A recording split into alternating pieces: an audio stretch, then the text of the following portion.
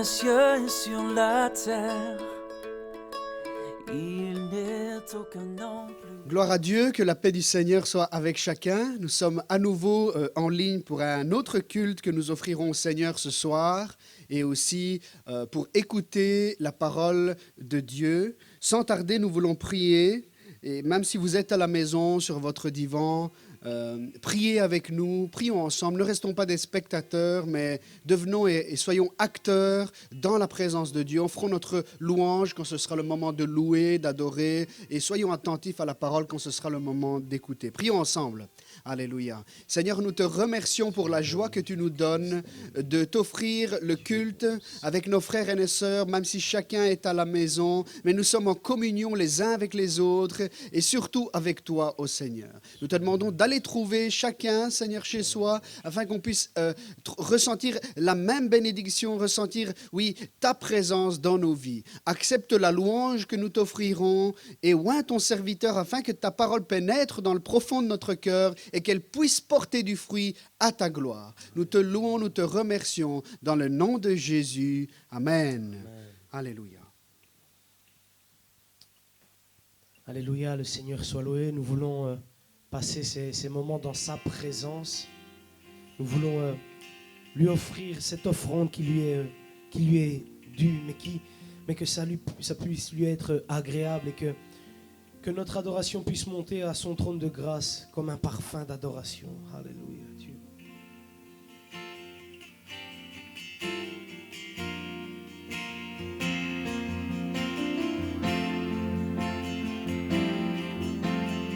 Chantons ensemble, rien n'a plus de splendeur. Rien n'a plus de splendeur que l'éclat de ton amour. Il n'y a point d'ombre en ta présence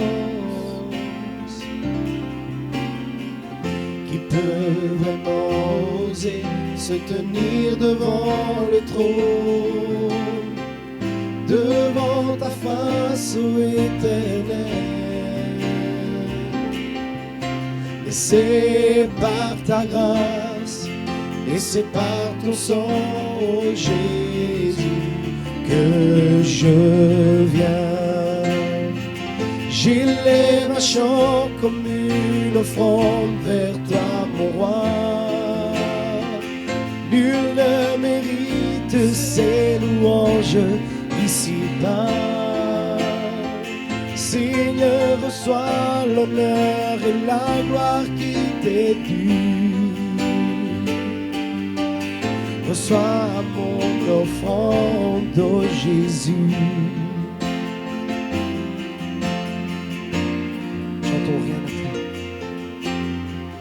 Rien n'a plus de splendeur que l'éclat de ton amour. Il n'y a point d'ombre en ta présence qui peut vraiment oser se tenir devant le trône, devant ta face, ô Éternel. merci pour cette grâce, Seigneur. Mais c'est par ta grâce et c'est par ton sang, ô Jésus, que je viens. J'élève un chant comme une offrande vers toi, mon roi. Nul ne mérite ces louanges ici-bas. Seigneur, reçois l'honneur et la gloire qui t'est due. Reçois mon offrande, ô Jésus. Chantons, J'élève un chant comme une offrande vers toi, mon roi. Nul ne mérite ces louanges ici-bas. Seigneur, reçois l'honneur et la gloire qui t'est due. Reçois mon offrande, ô Jésus. Reçois mon offrande, ô Jésus. reçois notre offrande. Reçois mon offrande, ô Jésus.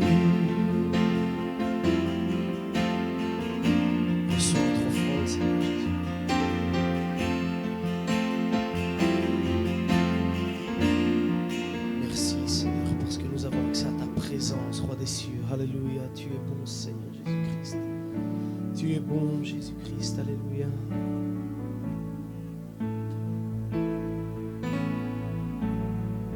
Chantons ensemble de l'eau. De l'eau au coucher du soleil, tes splendeurs nous émerveillent, et notre cœur d'enfant répond en glorifiant ton nom.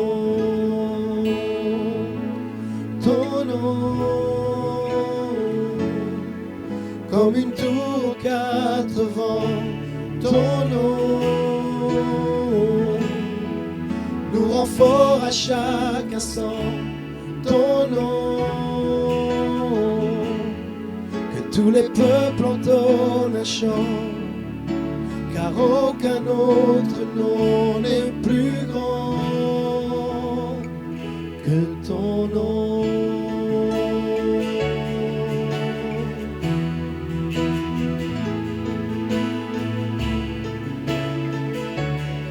Chantons Jésus fortifie nos cœurs.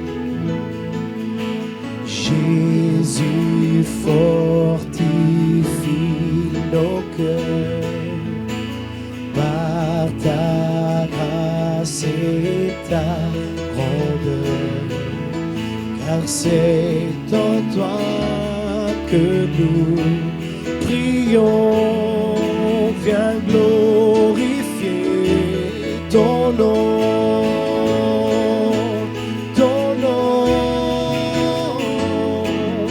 Comme une tour aux quatre vents, ton nom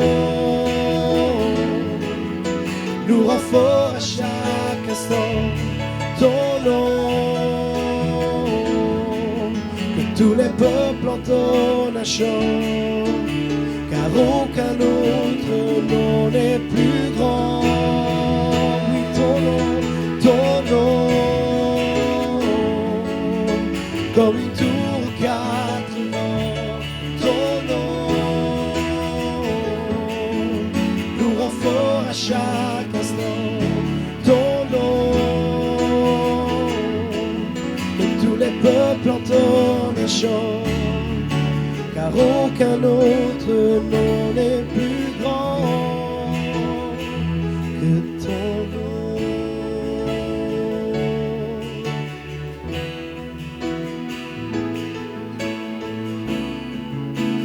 Merci Seigneur parce que tu nous as donné ce nom le plus puissant, Seigneur. Merci Seigneur parce que il n'y a pas d'autre nom par lequel nous devions être sauvés, Seigneur. Nous voulons te remercier comme tu as, Seigneur, porté à la croix nos fardeaux, Seigneur Jésus. Merci parce que c'est en ton nom que nous avons la victoire, Jésus-Christ. Alléluia.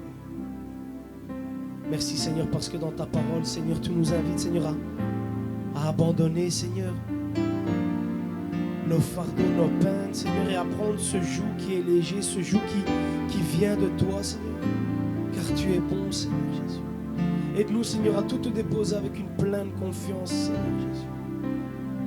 Aide-nous, Seigneur, à nous charger des choses que tu nous donnes, Seigneur, qui sont douces et légères. Merci, Seigneur Jésus-Christ. Tu es bon, Seigneur Jésus. Chantons, je laisse. Je laisse à tes pieds mes fardeaux.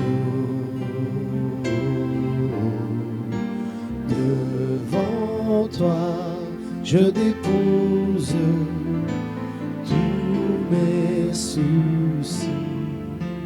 Et chaque fois que je ne sais pas me diriger, j'abandonne à tes pieds mes fardeaux.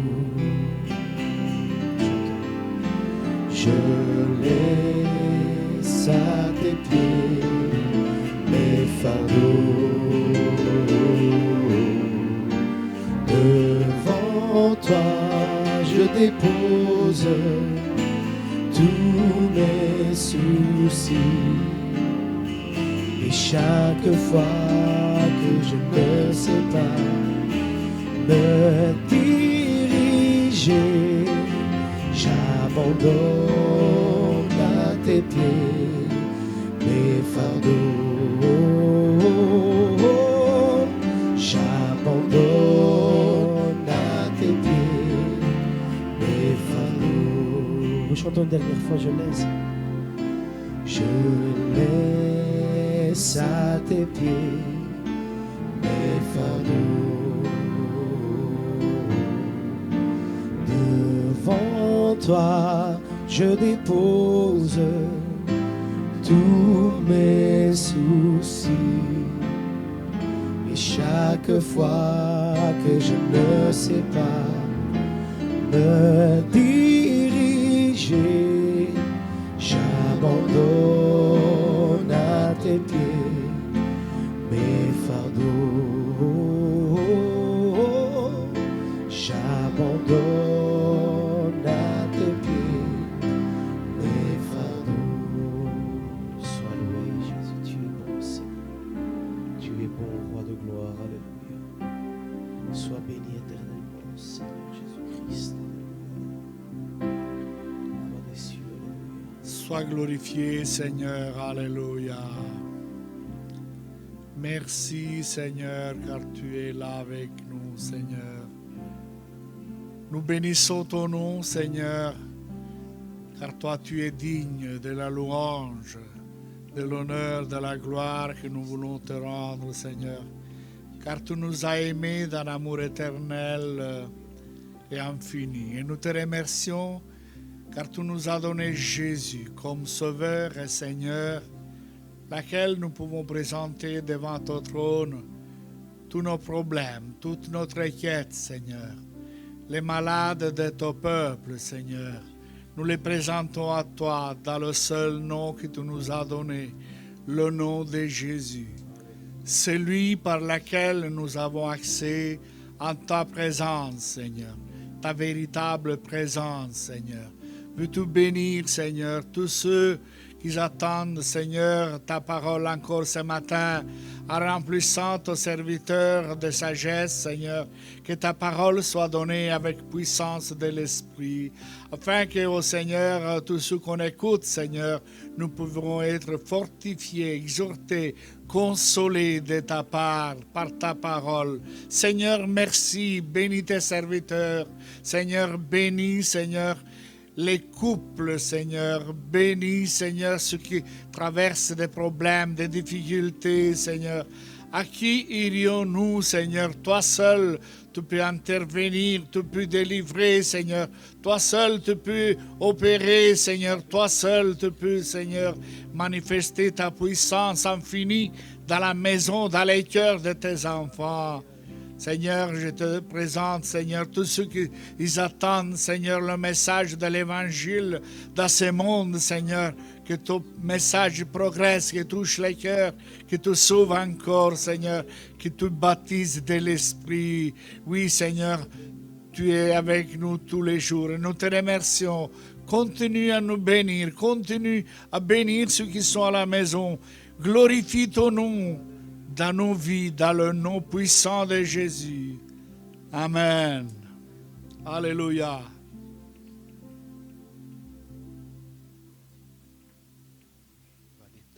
Alléluia. Nous allons tout de suite nous mettre à l'écoute de la parole de Dieu. C'est le frère Julien qui va nous apporter le conseil de la parole du Seigneur. Amen.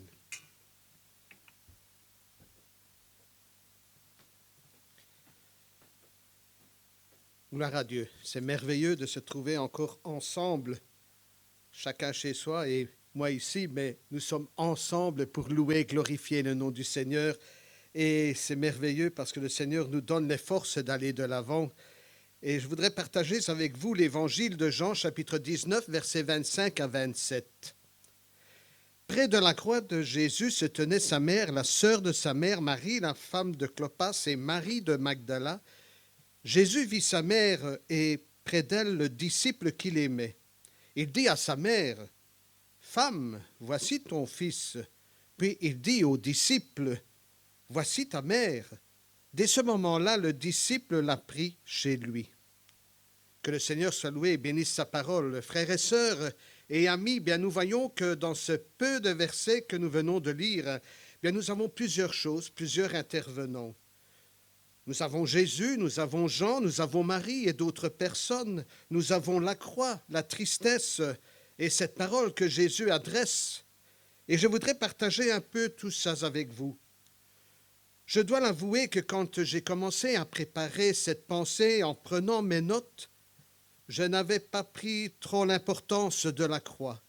Et pourtant, si on doit commencer à parler et méditer sur ces versets, c'est les premières paroles, à côté de cette croix.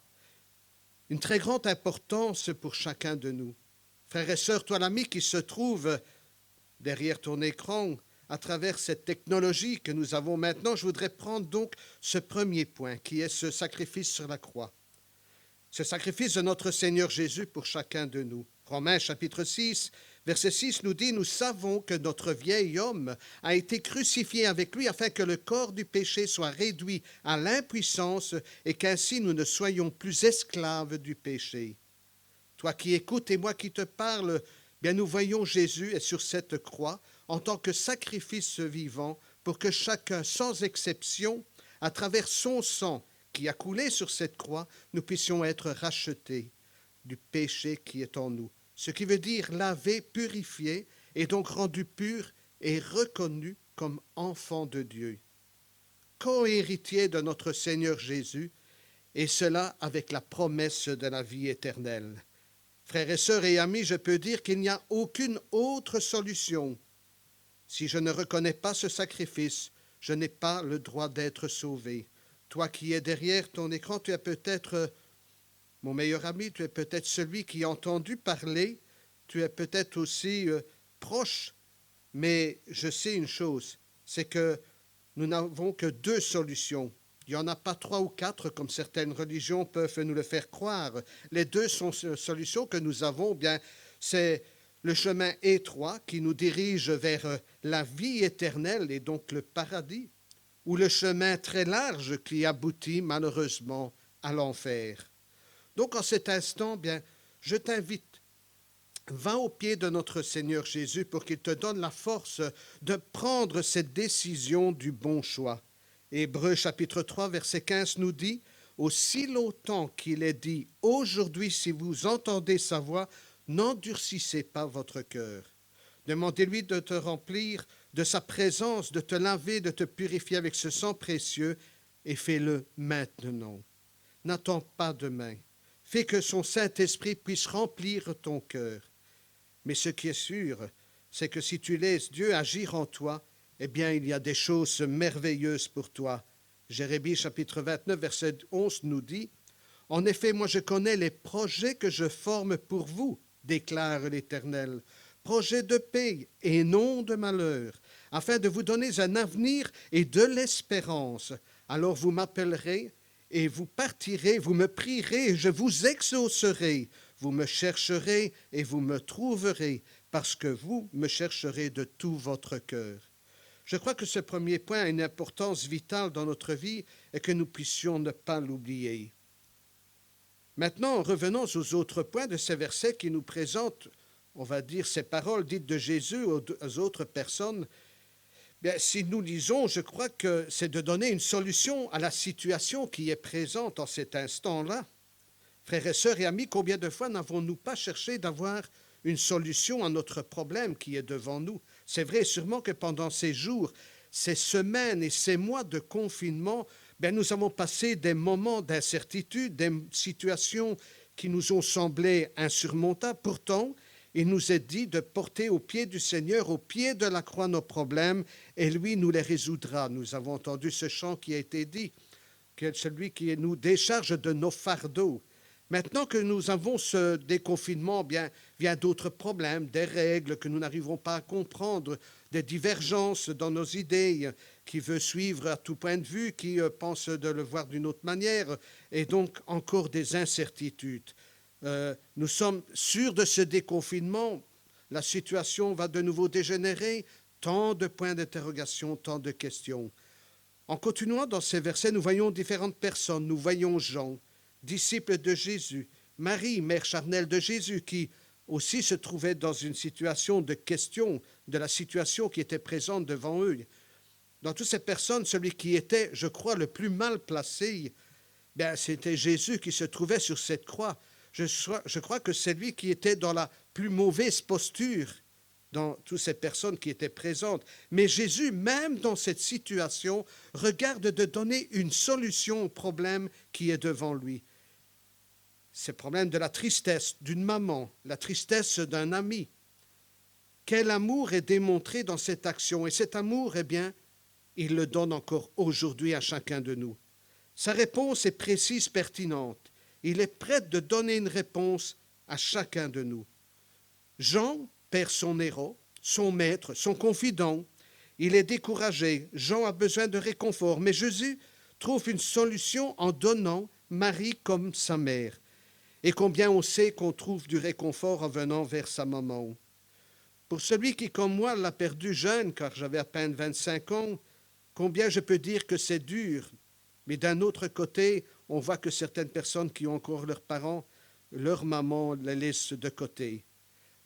Marie, elle perd un fils et Jésus lui donne un fils dans la personne de Jean. Combien il est dur pour une maman de perdre son enfant aussi grand qu'il puisse être. J'ai entendu pendant cette situation du Covid-19 une personne qui a perdu son fils qui avait plus de 50 ans et qui, elle, avait plus ou moins 80 ans. Elle a dit ces paroles, « C'est moi qui devais partir, pas lui. Si j'aurais pu, j'aurais donné ma vie à sa place. » Quel amour d'une mère! Mais dans ces versets, nous voyons que notre Seigneur donne un fils pour remplacer celui qu'elle a perdu, qui est là sur la croix, qui est notre Seigneur Jésus. Frères, sœurs et amis, notre Seigneur trouve toujours la solution à nos besoins, même dans les pires moments que nous pouvons passer. Maintenant, c'est vrai que nous avons par habitude peut-être envisagé une autre réponse, une autre solution à notre problème. Mais ce qui est sûr, c'est que Jésus, notre Seigneur, a toujours la meilleure solution. Mais pour avoir cette réponse, nous devons aller comme Jean et comme Marie et comme les autres personnes, nous devons aller au pied de cette croix. C'est vrai que je peux avoir, moi personnellement, pour chacun de vous, de l'empathie, je peux pleurer avec vous, je peux avoir les plus grandes amitiés, mais je ne peux avoir la solution à tout problème comme notre Seigneur. Mais toute cette réalité, entre venir à ses pieds, avoir une réponse, se base bien sur cette confiance que nous pouvons avoir en lui. Notre Seigneur, ne laissons-le agir complètement dans notre vie. Maintenant, c'est vrai que vous allez me dire, oui, mais certaines choses ne me semblent pas être aussi simplement réalisables. C'est vrai qu'en général, l'homme est rationnel. On a toujours une certaine tendance à évaluer un problème ou un défi par rapport à son potentiel personnel. On peut dire que l'homme veut savoir pour concevoir. Et quand la solution du problème n'entre pas dans nos critères, on aurait réflexe de chercher une autre solution. Mais comme Jésus a donné cette solution à Jean et Marie, il peut faire la même chose dans ta vie, dans ma vie. Mais il faut laisser que le doigt de Dieu écrive son histoire dans notre vie, dans notre cœur. Nous pourrions donner une limite à l'intervention de Dieu, suivant notre valeur humaine, mais laissons Dieu, qui lui a la grandeur de la création, de ce monde agir comme il le désire. Je voudrais vous donner un exemple. Vous connaissez Archimède. Il a dit, donnez-moi un point d'appui et je soulèverai ce monde. Quelle force d'esprit! Pour dire ça, quelle intelligence! Il a mis les limites très loin dans ses capacités. Mais pourtant, ce monde, pour être soulevé, il a besoin d'être créé. Et là, ce n'est pas Archimède qui est intervenu, mais ça a été fait par Dieu, car je sais, je le dis et je le répète, ce Dieu que je te parle aujourd'hui, ce Dieu qui est cité, c'est le Dieu qui n'a aucune limite. Comme nous voyons dans ces versets, Jean-Marie pleurait, ils étaient tristes. Mais notre Seigneur Jésus a voulu, là encore, en ce moment, on va dire, guérir la blessure qu'il y avait dans leur vie, dans leur cœur. Quelle blessure! Bien, c'était une blessure sentimentale.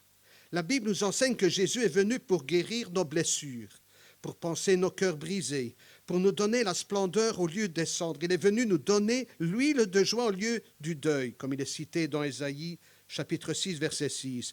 Peut-être te trouves-tu en ce moment, suite à toutes ces situations, dans une maladie physique. Qui sait, peut-être tu te trouves alité, mais peut-être aussi tu te trouves dans une maladie psychologique, suite à ce confinement.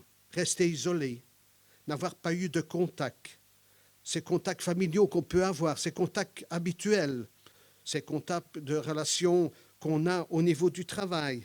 Frères et sœurs et amis, comme Jésus a solutionné la situation de Jean et de Marie, en cet instant, je te dis, il veut te guérir partout où cela te fait mal, et surtout dans ces moments que nous passons. Jean-Marie était malade dans leurs émotions. Ils regardaient Jésus sur la croix et donc ils étaient fort tristes. Tu te trouves maintenant occupé à regarder sur ces mois qui sont passés avec tout ce qui a été dit, les morts, les souffrances. Peut-être que tu te trouves dans le deuil et on sait que nos émotions font partie de nous, de notre vie. Et donc ces émotions peuvent peuvent tomber malades.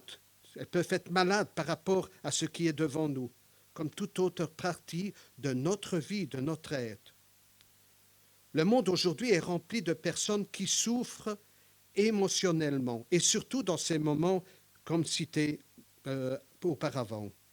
Cette souffrance émotionnelle vient du rejet, de l'abandon, des fois même de certaines critiques, des fois dans se sentant coupable de comment on a agi. On a entendu par exemple l'exemple de nos frères et sœurs de l'église de Mulhouse, critiqués, accusés. Et je peux vous dire que c'est une douleur, cette maladie émotionnelle, eh bien, elle peut être plus dévastatrice qu'une douleur physique. Vous savez, j'ai entendu des psychologues qui disaient que ce que nous avons vécu a fait des séquelles psychologiques dans beaucoup de personnes, ainsi que les enfants, et qu'il faudra des mois et même des années pour sortir de cette situation. Pourquoi? Parce que cette souffrance, elle peut être cachée, elle peut être prétendue qu'elle n'existe pas, qu'elle n'est pas réelle. Mais Dieu, notre Seigneur Jésus, il a solutionné cette émotion qu'avaient Jean et Marie. Eh bien, il peut le faire encore aujourd'hui. Vous qui m'écoutez, ne croyez pas que Dieu ne s'intéresse qu'à notre vie spirituelle, notre vie physique. Non, mais même dans cette souffrance, il veut intervenir. Et je répète ce que j'ai cité avant. Jésus veut guérir partout où cela fait mal. Jésus veut guérir partout où cela te fait mal.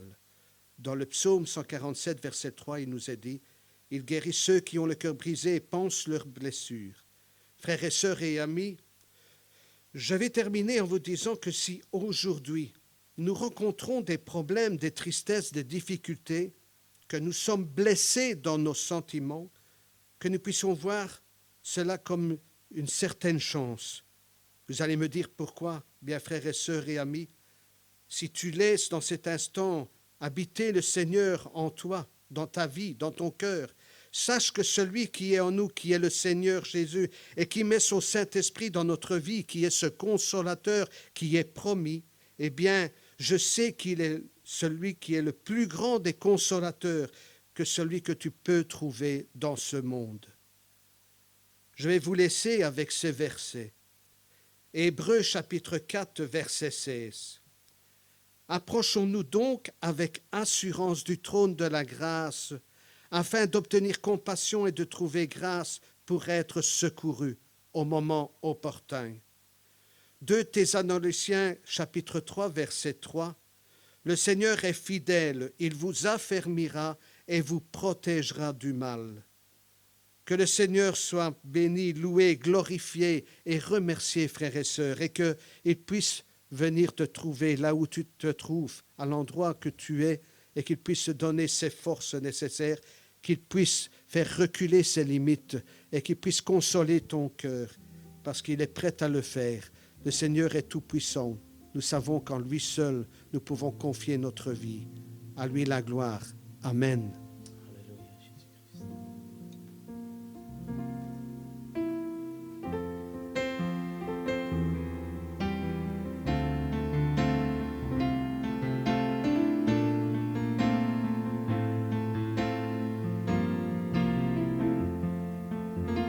Jésus est la réponse au monde d'aujourd'hui. Il est le chemin, la vérité, la vie.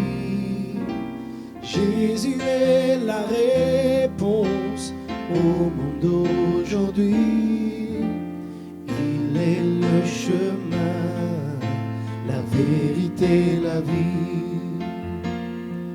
Si tu as des questions qui n'ont pas de solution, tu te sens découragé, tu n'es pas en paix. Prisonnier de ton passé, tu ne peux pas oublier. Pourtant je le sais bien, oui, Jésus est le chemin.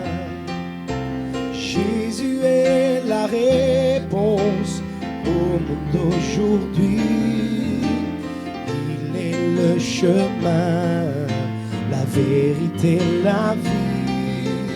Jésus est la réponse au monde d'aujourd'hui. Il est le chemin, la vérité, la vie.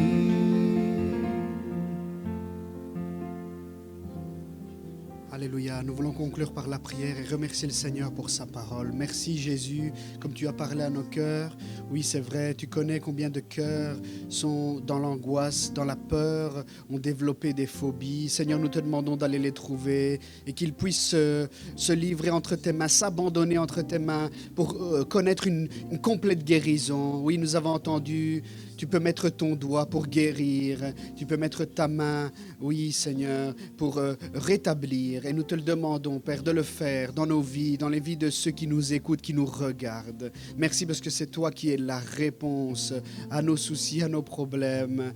Et tu nous donneras la victoire si nous persévérerons jusqu'au bout. Nous te rendons gloire et honneur dans le nom de Jésus. Amen.